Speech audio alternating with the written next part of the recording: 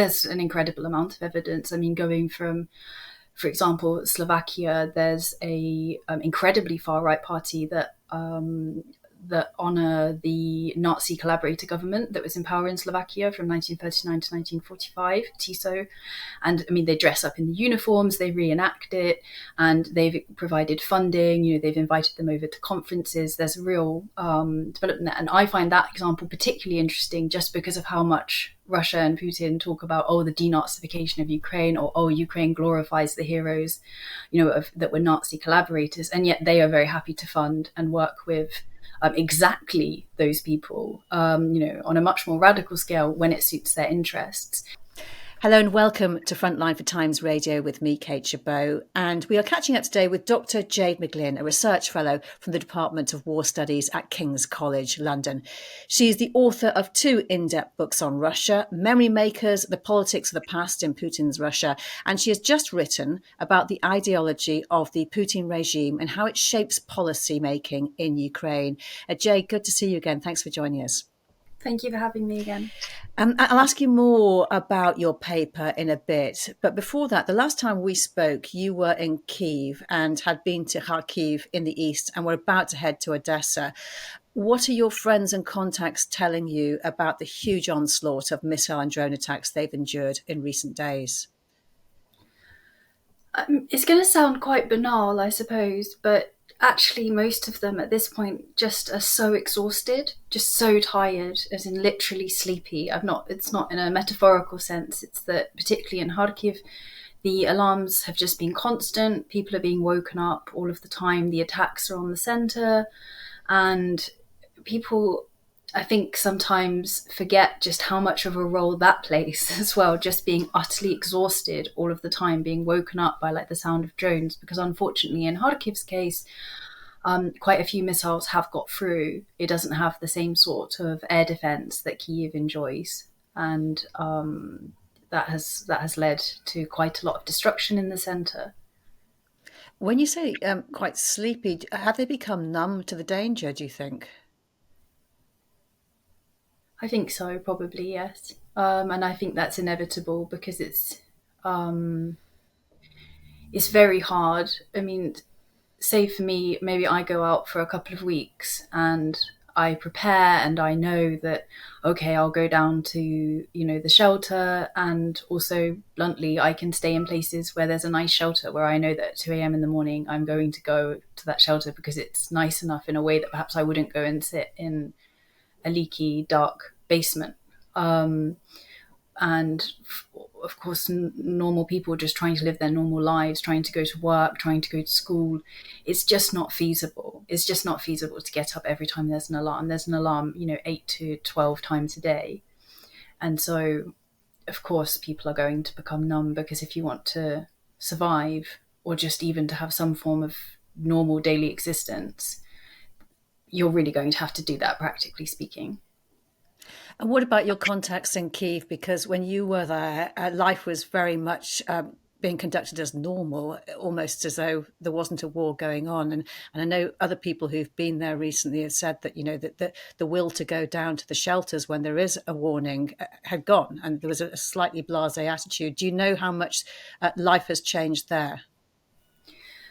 I think in general, what comes across to me is that sense of fear. Just please, dear God, don't let it go back to those terrible, terrible days of 2022, both in Kharkiv and in Kyiv. So yes, I think it has shaken people up. I think, that said, I think that everybody understood that it wasn't real, the normal life that many people felt they were living. They knew that it couldn't last forever. They were just waiting. There was a heavy sense of anticipation in the air, and they were just waiting until the attacks came. And then they've come, and Ukrainians have to sort of readjust again, or Kyivites have to readjust again. In his New Year's speech, President Zelensky honoured his people's resilience. It was a long and lyrical speech. And by contrast, President Putin made only a passing reference. He didn't even mention the war per se. And he talked of family values. What is he doing here? Mm-hmm. Yeah, it was very interesting, and actually in keeping with what we saw during the regional elections and what we're in Russia last autumn and what we're likely to see in the run up to the presidential, well, elections. Obviously, they're pretty predetermined, that will happen in March, which is this avoidance of talking about the war. I mean, a genuine strategy of don't mention the war, which is kind of odd because at the same point you have this huge program of indoctrination within the school system to embed very militaristic values in children. You have mandatory patriotic education classes where children learn to, little boys as young as 2, for example, learn to become soldiers. They learn, to prepare for war. There's a particular focus, of course, on those who are nearing conscription age in terms of this patriotic education. So it's very unusual, but it points to, I suppose, a bit of a tension, which is there is a broad sort of accepted regime. It's not just what Putin thinks, it's more a regime ideology that it tries to propagate, let's say, through the education system, through popular culture that's state funded, through the church, through various means. But this is not really a mobilizational ideology. A lot of people like to draw comparisons, let's say with Stalinism. And there, of course, are similarities in terms of that they're authoritarian. Both regimes are obsessed with Ukraine and possessing Ukraine and somehow kind of owning Ukraine. But in many other ways, it's not, because Stalinism genuinely mobilized millions of people for industrialization. It had this sense of kind of building a bright future. And in Russia, it's quite the opposite. They try very hard not to mobilize people and to keep the war away, and to instead use financial benefits to lure people to the war, or indeed pressure. So if you're in debt, for example, writing off your debt, or if you're an illegal immigrant, offering you a Russian passport, which was just approved today. It's interesting because when Putin first came to power, he was very much regarded as a moderate. But that all Mm-hmm. changed in 2012 when he was running for his third term, and he sensed this growing public discontent and there were protests. What happened and how did that change him? Yes, that's true. So certainly at the start, I don't think you can talk at all about any sort of ideological person. He was quite pragmatic. And then you have the sort of Munich speech in 2007, and really the Orange Revolution in 2004 was quite an important turning point as well. But it's like a path of development. And as you say, 2012 is the key turning point, because if previously there was a social contract of, okay, you, the Russian population, put up with the fact that we're going to take away some of your sort of democratic rights, However, in return, we will offer you economic growth, a sense of economic stability, and many people were happy to settle for that. However, by 2012, it had become clear that Russia was unable to really offer much more in the way of economic growth. It could perhaps offer a sort of stagnated continuation of some form of level of living standards, but the economic model, which involves a lot of people stealing a lot of resources and a lot of money and using it for their own benefits, meant that they couldn't really offer the type of they couldn't make the reforms that would be necessary to have to be able to offer people enough economic benefit to justify that continuing, I suppose, social contract. So a new social contract came, which was, you give up your rights and we give you a great power. You get to live in a great power again. And that's really where we start to see the ideology go into overdrive, particularly after 2014. And then in 2020, we start to see it codified. So, what changes did he bring in? What rights did he require people to give up and become towards this more conservative state and sort of alienating it from what was perceived as perhaps a more hedonistic past? Yes, no, definitely. I think, I would just stress, of course, that they talk about traditional values, but Russia does have the joint highest divorce rate and the highest abortion rate, or one of the highest abortion rates in the world. So, again, belief and practice aren't the same thing, but then not everybody who described themselves as a communist was always, living on a shoestring and sharing all of their goods with everybody either. So, in terms of the specific changes that were brought in, if we look after 2012, you first of all have the laws against offending the feelings of religious believers. You have the crackdown, for example, on bloggers. You have the foreign agents law, which then became a Trojan horse, really. And similarly, the laws against the foreign ownership of media, which also, a lot of these laws when you first hear of them, they don't really sound that bad, but it's more what they paved the way for, which was an increasing crackdown and an increasing delegitimization of any opposition as essentially foreign.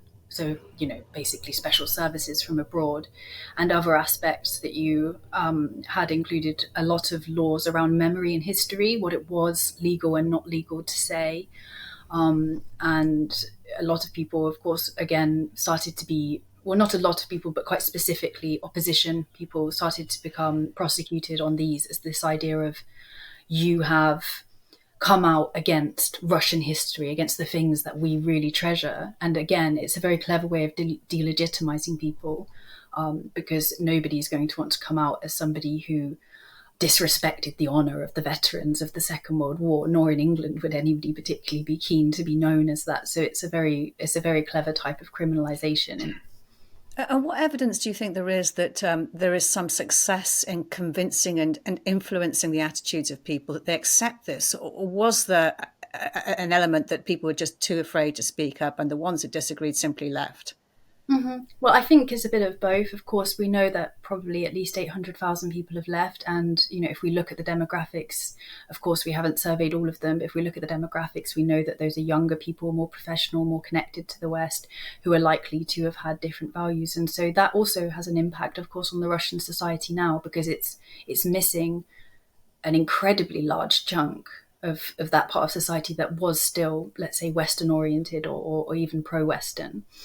In terms of does it convince people, I tend to think of it in the sense of this is an ideology that almost grew out quite organically, in the sense that Putin, from his early years, tried out what worked to legitimize his regime. And then he started to use those elements, which are, that Russia is a great power, Russia is a separate civilization, that Russia is more authentic, and that Russia has a mission to kind of almost a moral counter-revolution against Western liberalism and its hedonism. And this developed over time. And in terms of who believes what, I think the most useful way to think about it is in terms of the extent to which these ideas restrict your ability to think of a different future, and the ways in which these ideas make very radical policy decisions that look very radical to people who are not within that kind of ideological sphere.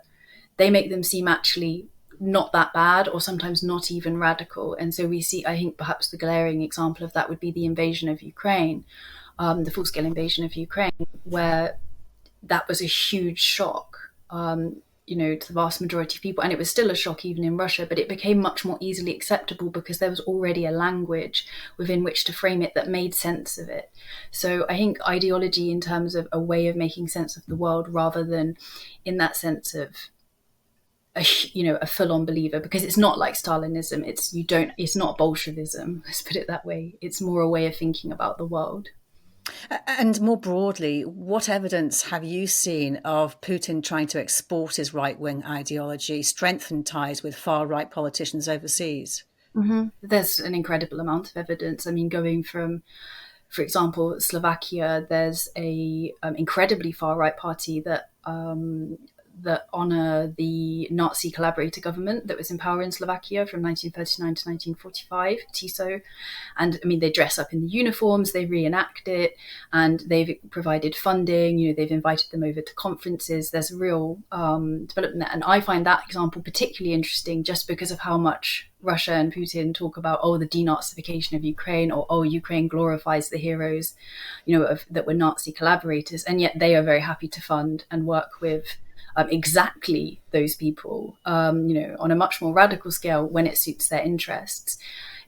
I mean, often a lot of the work, the outreach work with the far right as well happens, if we're talking about specific kind of financial or, very direct links, that happens through trusted figures. So Dugin, Alexander Dugin is one of them. For example, in 2015, he held a very sort of infamous conservatives, though I don't think we'd really call them conservatives in the UK context, conference, and he invited out, for example, Britain First, which I think most people would describe pretty easily as a far-right organisation in the UK.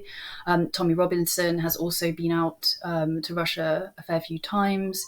Maria Zakharova, the Ministry of Foreign Affairs spokeswoman, has come out in defence of Tommy Robinson on many occasions. So you have this both direct financial and other forms of support, almost legitimation.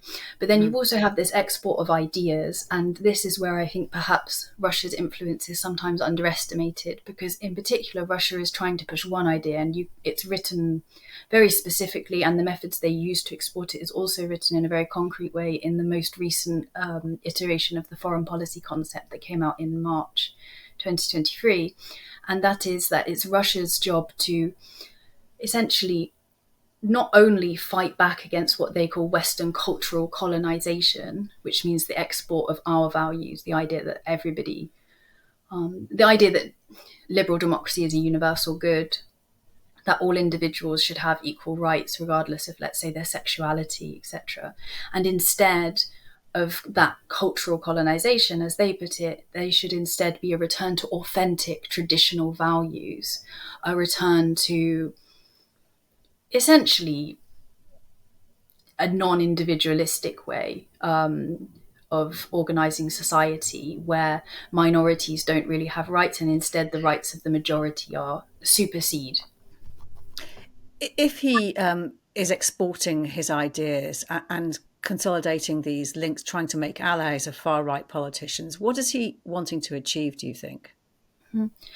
Depends where he's doing it. And I mean, I would say as well that this isn't always just far right. Of course, there's also the far left, because this type of narrative can easily become an anti-American, anti-neoliberalism narrative, which appeals to the far left as well for obvious reasons. And sometimes it's just to countries that don't like the West. Sometimes for perfectly legitimate historical reasons, sometimes for other reasons. But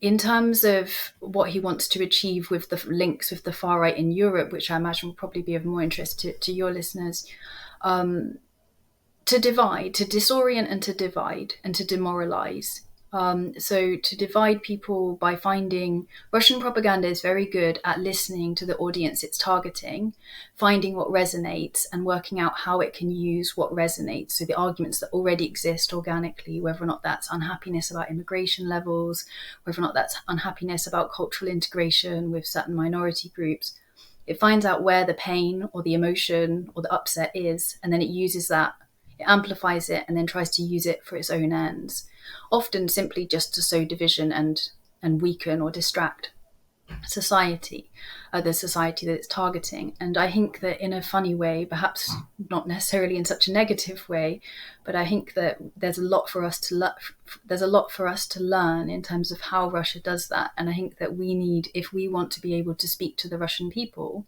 for example, through various forms of strategic communications, we need to do the same thing. We need to listen to their media space, and we need to try to work out what resonates there, and then to think of ways that we might use that to work in our favor, not necessarily to demoralize or to disorient people, but at least, to get across some key messages that we may feel are important. And what do you think would work in terms of exercising influence within Russia itself? Mm-hmm. It's very, very hard. I definitely don't want to give the impression that it would be easy, but I think that if we pay attention, one of the areas that I often think about when I look at our current strategic communications is the extent to which that is just a translation into Russian of a sort of message that might appeal to me, but wouldn't necessarily appeal to somebody sitting in Belgorod or in Voronezh. So there needs to be, we tend to divide, for example, the Russian state and the Russian people in a way that I think is not necessarily natural in Russia. So rather than saying, we know this isn't your war, because you're speaking to a lot of people who do now have relatives who fought or in some way been involved in the war, I think instead you'd be better to focus on what actually concerns them. So the unfairness within the war. Why are the poorest people being targeted? We know that the poorest section of society is the section least likely to support the war. How are we trying to speak to them? Because particularly the younger generation that's going to be mobilized, they're all online. There are ways, and of course Ukraine in particular is very good at trying to do that, using Telegram, using different forms of technology to make sure that information that they feel is important gets through. So there are ways to get the messages there, particularly to the younger generation, who realistically are probably the most important one right now, in the sense that they are the ones that you can convince to stop fighting. It's really interesting because I remember when we talked before, you talked about the numbers of Russian soldiers that were just simply being left on the battlefield or buried without being identified. And what I always find sort of quite astounding is that we hear nothing about the discontent of families in Russia, is about not knowing where their relatives are and not knowing what's happened to them and having presumably no hope of ever knowing. I think we are starting to hear that now. So, in particular, from the mothers and wives whose husbands haven't been rotated out. The issue there is that society doesn't really support that movement because, of course, they understand that if those women's husbands or sons or fathers are rotated out, then there'll have to be another wave of mobilization for men to replace those who are being rotated out. So, that's a difficulty. Again, it's a very selfish sort of motive, but there we are. It's understandable one, I think. And the other reason is that the FSB in particular are really, really cracking down. They're very, very sensitive to so-called women's and mothers, the wives and mothers of soldiers committees, because of course of their legacy in Afghanistan and in Chechnya. And I think one of the issues is that everybody really expected this to happen straight away. And if we look at what happened in the Chechen wars, if we looked at what happened in Afghanistan, it actually really didn't come about for quite some time. And even now, I think we're only starting to see the stirrings. But bluntly, this is going to be a long war. And I think it will become more and more of an issue, especially as more and more people die, which again is one of the reasons why we see Russia trying so hard to recruit from quite specific demographics, and bluntly from demographics that ordinary Slavic Russians are not going to care about as much. What is Russian public sentiment towards Putin ahead of the election as the war continues? It's again, I have really want to caveat what I say because it's increasingly hard to get a very thorough assessment. But from the different sources that I read, from the polling that is available, from the field work that is available, I would say it's one of basically of inevitability. There's nothing that comes across in terms of enthusiasm. It's really very much like a Soviet attitude of, well, they know what they're doing on the top, and we little people don't know. And it's really an abdication of responsibility that definitely has some roots in the Soviet, I suppose, socio-political reality. But also, I think, ultimately for me, it doesn't really cut mustard because Ukrainians could have also abdicated responsibility when the Russian army invaded on the 24th of February, and they chose not to. So we kind of come down to this point. For me, the Russia's war against Ukraine since 2014, one of the reasons why I chose to kind of focus my academic career on it is because back then in 2014, it always seemed to me as a war between what in Russian you would say "казаться или быть," so to appear to be or to be, and I guess between agency or fatalism and just almost like going back to the philosophical roots of free will. That's kind of how I frame it. And I think we come back to that issue with Russia and Putin. Of course, there are lots of things to help dissuade you in an authoritarian country, particularly one as authoritarian as Russia, from making a stance. But people could come together and all choose to write some. They could go to vote, for example, in the ballots in March, and they could all write, for peace, or they could just destroy their ballots. And of course, the government would completely falsify the results, but still they would know. People would be able to get a message there. And we know that Putin does care very much about public sentiment. He's very responsive to it. Whether or not he needs it to rule is a different question, but he cares about it. If not, he wouldn't have, weekly updates on his own private polling. And it would be nice to see some sort of effort to take responsibility for what the Russian Federation is doing to Ukraine. To what extent do you think the longer that this war has gone on, that President Putin has actually become dependent on the war to actually secure his position back home and perhaps even use it to shore up Russian society, which presumably would be completely different without the war in Ukraine? I think it would be different. I'm not sure if it would be completely different because this was a pathway that was already, ongoing, and there'd been wars, for example, in Syria, and of course the way that this is framed in Russia is as an ongoing war with the West. So it's not really even entirely focused on Ukraine. In terms of does he need it, I certainly don't really understand how he would be able I understand how he could sell a peace, for example, I think quite easily to the Russian population, but I don't understand how he could continue his rule on the current trajectory in a situation of peace. For example, first of all, it seems unlikely to me that there are any kind of grounds for negotiations at the moment, given that Russia insists on denazification, whatever on earth that means, demilitarization, which Ukraine probably won't be keen to do given its experience over the last 2 years, and also that it should have these 5 territories, Crimea, Zaporizhia, Donbass, Luhansk, and Donetsk Oblast, Luhansk, and Kherson. And it's never controlled Zaporizhia, and it doesn't control Kherson, it doesn't control all of Donetsk. So it's entirely unreasonable. It's entirely impossible to have these negotiations. And it also polling suggests that the majority of Russians are also not happy to have negotiations without those 5 areas all being part of Russia. So it often feels like he's deliberately, and I tend to think that he has deliberately set goals that are not currently negotiable, but he thinks he will succeed.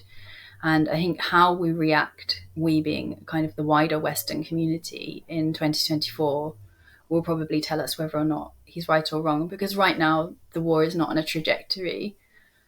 It's not on a trajectory for Russia to lose. Let's put it that way. So we need to think hard. Jade, in your work, you've also been looking at President Putin's stance, his new stance to portray Stalin as in a positive light, not as a tyrant, but as a defender.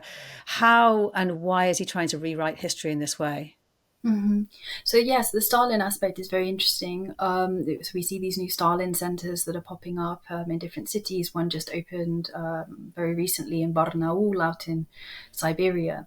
And really the focus there is on presenting Stalin as a strong leader. And it's a very different type of Stalin, I suppose, to the one that might exist in Western imaginations. It's very focused on the Great Patriotic War. It doesn't really justify the repressions. There's a kind of implicit understanding that, the repressions, he went too far. However, some sort of form of struggle was necessary in order to cleanse society so that we could survive, so that we could win World War II. So everything is justified at the altar of World War II. And of course, there's no real discussion of the fact that the repressions did not prepare society. They deeply weakened it. And of course, within the repressions, one of Russia's most incredible, one of the Soviet Union's, most incredible generals was shot, Tukhachevsky. And then they had to rely on his writings to try to win the Great Patriotic War. So the fight against Nazi Germany, there's no reference of the Molotov-Ribbentrop Pact or the carving up of Poland. So it's an important part of, firstly, of justifying Putin's own increasingly authoritarian stance at home and his increasingly dictatorial, I suppose, approach to ruling the country and treatment of opponents. It's secondly about further reinforcing the Great Patriotic War cult, this idea of Russia as not only the victor in World War II, but a country that therefore has the moral right to dictate security in Europe and what happens in other countries. And then thirdly, it's about appealing to people. Stalin has always been more popular, actually, among the population than he has been among elites. Back in 2008, there was a competition for the most popular, sort of, who's the best Russian, basically, historical figure. And Stalin won, but the government forced the television program to change it so that it looked like Alexander Nevsky won, because they struggled with Stalin's legacy. So this is about building a new legacy that's much more usable for Stalin, that ignores the bad bits, in their view, and emphasizes the strength of leadership and the need for, I suppose, an iron fist. Jade, last time we spoke in Ukraine, you talked about the kind of exasperation people had, including soldiers, and what they felt about the conversations outside Ukraine about continuing support. People although grateful that you wanted to stress that, they wondered why they needed to justify defending themselves against those who wanted to destroy their homes or shoot them in the head, as you said. And you said that Western concerns about progress was like worrying about ironed bed sheets when your house was on fire. Have you seen any change in the understanding outside Ukraine? Because it is fundamental, isn't it, to the decisions about military aid? Yes, it is. No, I haven't seen much change, if I'm honest. And sometimes I find it hard because I also, just as an individual, find it quite frustrating to be having certain conversations when I feel like when to me the facts and the research points in very clear directions. We can maybe quibble about this or that, but for example, I am often asked questions about, okay, but when can we start preparing for negotiations? And it's like, well, you can prepare now, why not? But this notion, I think a very naughty's notion of, oh, well, dialogue's nice, let's talk for talking's sake, it's not realistic here, and it's going to send certain messages, which is namely that the West is willing to give up on Ukraine, and that is what Putin is banking on, is that he cares more about Ukraine than the West does. He cares more about subjugating Ukraine than the West cares about enabling Ukraine to not be subjugated. I think that, again, I feel like I'm really just reiterating points I made last time, but there's still this lack of political will, and we can discuss until we're blue in the face exactly how many ammunition shells the EU should be making, exactly what the division of labour should be in terms of the funding between the US, exactly what arguments need to be made. But I think that one of the reasons that politicians have not made the type of arguments that will convince publics, particularly in countries maybe like Germany or America, is because they're not fully able to admit the situation, which is that the security architecture that we currently live in Europe is only is under deep danger, and that if Ukraine loses, and there are different ways, but if Ukraine loses this war, that is going to have a huge impact on European security, and the European security that we have basically enjoyed for the last 30 years is not a God-given right, but actually something that's provided to us by America and currently by Ukraine. And if we don't understand that, if we think that it's just somewhere far away, then we're going to make similar mistakes to those that have been made in previous centuries that we like to pretend are not relevant anymore. Dr. Jade Mcglynn, it's been great talking to you. Thank you so much for your time. You've been watching Frontline for Times Radio with me, Kate Chabot. If you'd like to support us, you can subscribe now, or you can listen to Times Radio or go to thetimes.co.uk. My thanks to our producer today, Mary Patterson, and to you for watching. Bye-bye for now.